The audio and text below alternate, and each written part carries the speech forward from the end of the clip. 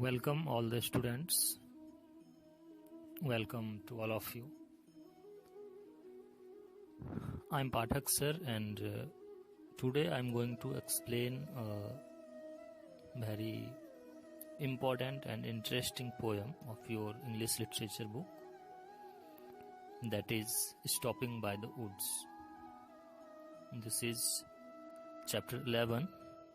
Poem name is Stopping by the Woods. This poem is written by Robert Frost. Robert Frost was an American poet. He was a very famous poet. His full name was Robert Lee Frost. Let's know brief about the poet first. Robert Frost was an American poet, and his time period is from 1874 to 1963. He is a very famous poet of America, and the interesting thing about him is he was the winner of 4 Pulitzer Prizes. His famous books or works include Fire and Ice, Mending Wall, Birches, Out. He has written many books, many novels, poetries. And today we are going to study one of the famous composition of Robert Frost, that is Stopping by the Woods. So let's start. आज अंग्रेजी साहित्य के अध्याय 11 में एक कविता है जिसका नाम है स्टॉपिंग बाय द वुड्स, और ये रॉबर्ट फ्रॉस्ट के बारे में ये रॉबर्ट फ्रॉस्ट के द्वारा लिखा गया है। रॉबर्ट फ्रॉस्ट एक अमेरिकी लेखक हैं। ये बहुत ही प्रसिद्ध लेखक हैं जिनका कार्यकाल मैंने बताया है। ये 1874 से इनका जन्म हुआ है, 1874 में, और 1963 ईस्वी में इनकी मृत्यु हुई है। 4 पुलित्जर प्राइज इनको मिल चुका है। ये बहुत सारे वर्क इनके द्वारा किया गया है। तो आज इनके द्वारा लिखा गया एक पोयम, एक कविता जो कि स्टॉपिंग बाय द वुड्स है, ये हम लोग पढ़ेंगे। Title is very clear. Stopping means staying at any place, किसी जगह पे ठहरना या फिर रुकना होता है। And woods, when we say woods, it means a forest. Although there is a little difference between forest and woods. Forest is a place where more and more trees are grown is called forest. The area of forest is bigger than woods. And when we say woods, it means a place where some trees are grown. एक भूमि का ऐसा भाग जहाँ कुछ पेड़ लगे हों उसे हम लोग वुड्स कहेंगे। तो जंगल में रुकना, ठीक है। स्टॉपिंग बाय द वुड्स का मतलब यही है कि जंगल में रुकना। ये रॉबर्ट फ्रॉस्ट के द्वारा लिखा गया है। 4 स्टेंजा है इसमें, हम 1 बाय 1 करके पढ़ेंगे और जानेंगे, ध्यान देंगे। फर्स्ट स्टेंजा है, whose woods these are, I think I know, his house is in the village, though he will not see me stopping here to watch his woods fill up with snow. Rhyming word दिया गया है, 2 snow. तो यहाँ पे बताया जा रहा है कि यहाँ बोला जा रहा है कि ये जंगल किसका है।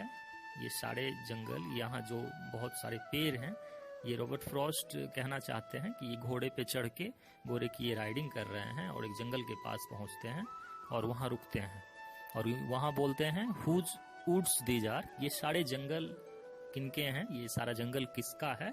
मुझे लगता है मैं जानता हूं, और जिसका भी ये जंगल है उसका घर यहाँ नहीं है, उसका घर एक गांव में है। और मुझे लगता है कि मैं यहाँ रुका हूँ, ये उसे पता नहीं है, और मैं यहाँ रुका हूँ और देख रहा हूँ कि ये जंगल बर्फ से भरा हुआ है। ठीक है, विंटर सीजन हो सकता है और बर्फ के छोटे छोटे टुकड़े गिर रहे होते हैं, तो पेड़ पौधे का जो ऊपरी भाग होता है, पत्तियां होती है, उस पे बर्फ के छोटे छोटे टुकड़े आ जाते हैं, उसी के सेंस में है to watch his woods fill up with snow, कि मैं देख रहा हूँ कि यहाँ जो पेड़ हैं वो सब बर्फ से ढक रहे हैं। दूसरे स्टेंजा में आएंगे, my little horse must think it queer to stop without a farm house near between the woods and frozen lake the darkest evening of the year. Near year यहाँ पे राइमिंग वर्ड है। अब ये कवि बोल रहे हैं कि मेरा जो छोटा सा एक घोड़ा है, मुझे लगता है कि इसे आश्चर्य हो रहा होगा।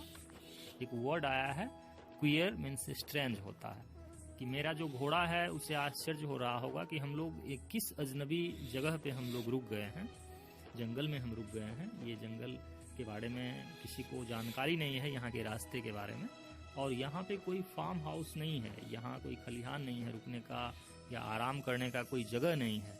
यहाँ सिर्फ जंगल ही जंगल है और थोड़ा सा लेक है, एक झरना है जो बर्फ के गिरने के कारण से जमा हुआ है। और मुझे लगता है कि ये साल की सबसे अंधेरी रात है। तो मेरे मालिक मुझे लगता है कहीं गलत जगह पे तो वो नहीं रुक गए हैं। आखिर यहाँ रुकने का क्या कारण है?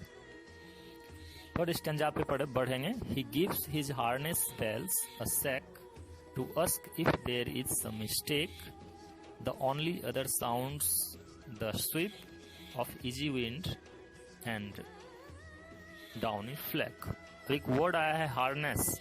Harness means straps of leather bind to a horse. एक घोड़े के गले में जो पट्टा बांधा हुआ रहता है, जिसे हम लोग लगाम कहते हैं, वो हार्नेस है।